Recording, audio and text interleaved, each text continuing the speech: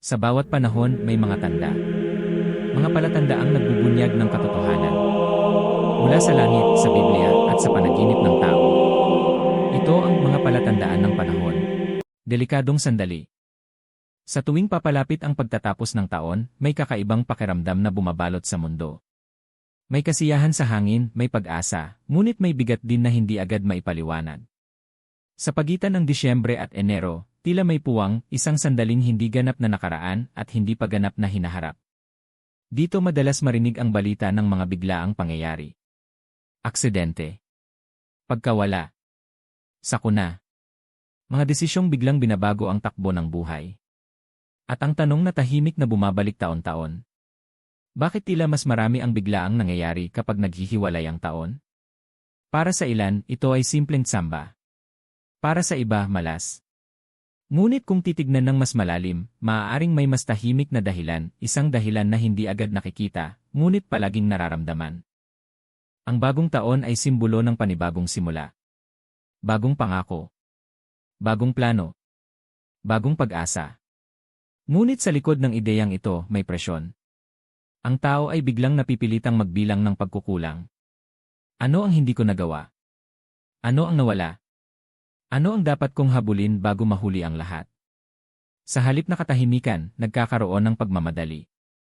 Sa halip na pagninilay, nagkakaroon ng ingay. At sa ganitong kondisyon, ang isipan ay nauuna sa hinaharap, habang ang katawan ay naiwan sa kasalukuyan. Dito nagsisimulang mabuo ang mga biglaang pagkakamali, hindi dahil walang kakayahan ang tao, kundi dahil wala siyang presensya. Maraming aksidente ang hindi bunga ng kawalan ng kaalaman, kundi ng pagkaantala ng kamalayan. Nandoon ang katawan, ngunit ang isip ay nasa listahan ng plano para sa susunod na taon. Nandoon ang tao sa kalsada, ngunit ang isipan ay nasa mga pangarap na hindi pa natutupad. Kapag naghihiwalay ang taon, ang ganitong disconnection ay mas lumalala. Ang tao ay gumagalaw sa nakasanayan, sa dating bilis, dating reflex, kahit nagbago na ang kondisyon ng paligid. At kapag hindi nagtugma ang galaw ng tao at ang ritmo ng mundo, doon pumapasok ang biglaang pangyayari. Hindi nagtatapos ang taon nang walang kasamang pagbabago ng panahon. Sa maraming lugar, ang pagtatapos ng taon ay kaakibat ng pag-ulan, lamig, o pabago-bagong klima. Ang unang ulan matapos ang mahabang init ay nagiging madulas ang mga daan. Ang alikabok at langis na naipon sa kalsada ay humahalo sa tubig. Ang lugar na dati ligtas ay biglang nagiging mapanganib. Ngunit maraming tao ang hindi agad nagbabago ng kilos. Ang katawan ay umaasa pa rin sa lumang kondisyon, kahit malinaw na nagbago na ang paligid. Ang panahon ay nag-adjust. Ngunit ang tao, madalas, ay nagpapatuloy sa dating ritmo. Bago pa man ang kalendaryo, bago pa ang orasan, ang panahon ang unang nagturo sa tao ng ritmo. May oras ng pagtatanim. May oras ng pag-ani. May oras ng pahinga. Kapag hindi sinunod ang ritmo ng kalikasan, may kapalit. Hindi bilang parusa, kundi bilang bunga. Sa modernong mundo, nakalimutan ng tao ang pakikinig sa ritmo. Pinantayan niya ang mundo sa bilis ng makina at schedule. Ngunit kapag naghihiwalay ang taon, muling ipinapaalala ng panahon na hindi lahat ay kayang madaliin. At kapag hindi marunong huminto ang tao, ang mundo ang humihinto para sa kanya, sa paraang hindi niya inaasahan. Ang pagtatapos ng taon ay hindi lamang pagtatapos ng mga petsa. Ito rin ay pagtatapos ng mga emosyon na matagal kinimkim. May lungkot na hindi na ilabas. May galit na tinago. May pagod na tinakpan ng selebrasyon. At kapag sabay-sabay na bumibigat ang emosyon, nagiging marupok ang loob ng tao. Sa ganitong kalagayan, mas madali ang pagkakamali. Mas mabilis ang reaksyon. Mas mabagal ang pag-isip.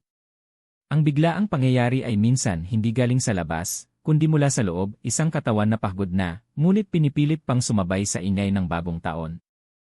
Habang sumisigaw ang mundo ng Happy New Year, may mga pusong tahimik na nagluluksa. May mga taong ngumiti sa harap ng paputok, ngunit umiiyak sa loob. Ang ganitong dissonance, ang pagitan ng panlabas na saya at panloob na bigat, ay mapanganib. Sapagkat ang tao ay natutong magkunwari sa sarili. At kapag hindi na pinakikinggan ang sariling babala, ang mundo ang magbibigay ng mas malakas na paalala. Hindi lahat ng biglaang pangyayari ay sakuna. Minsan, ito ay biglaang paggising.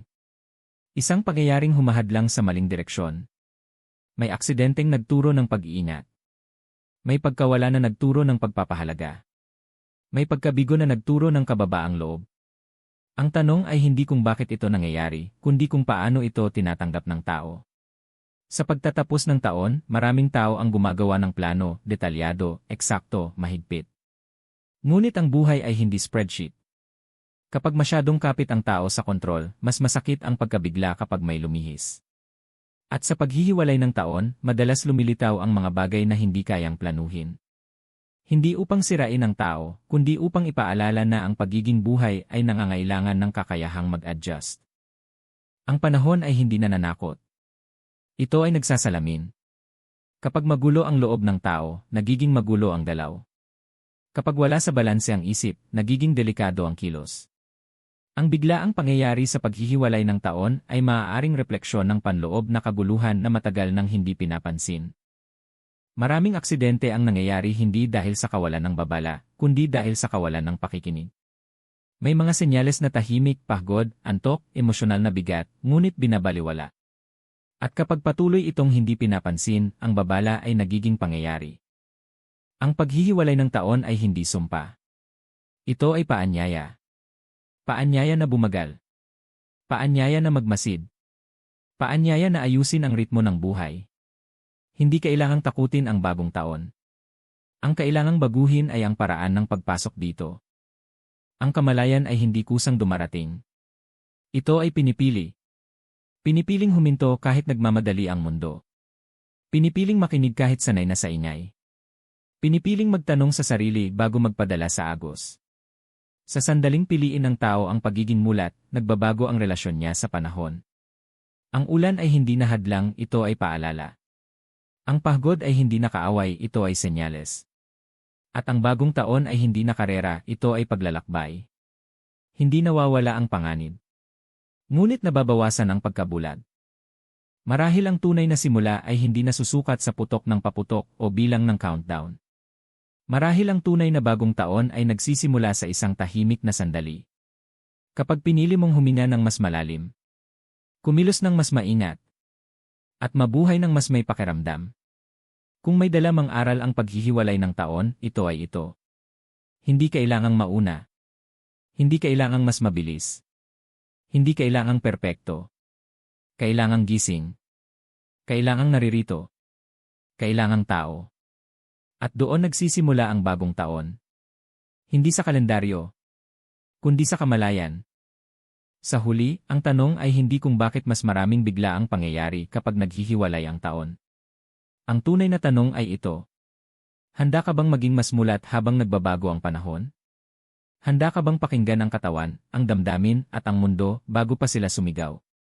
Sapagkat minsan, ang biglaang pangyayari ay hindi parusa ng panahon. Ito ay paalala na tayo ay tao, hindi makina. Na ang buhay ay may ritmo, hindi lamang deadline. At na ang bagong taon ay hindi nangangailangan ng bilis, kundi ng kamalayan. Sa paghihiwalay ng taon, hindi lang panahon ang nagbabago. Tayo rin.